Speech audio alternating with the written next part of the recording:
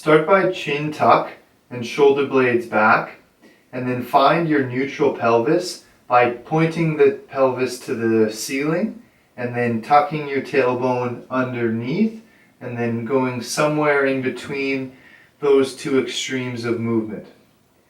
Trying to stay as steady as you can, you're going to raise your arm and opposite leg out, one in front and one behind, and then reach underneath, kneecap to hand or to elbow, and then repeat that movement.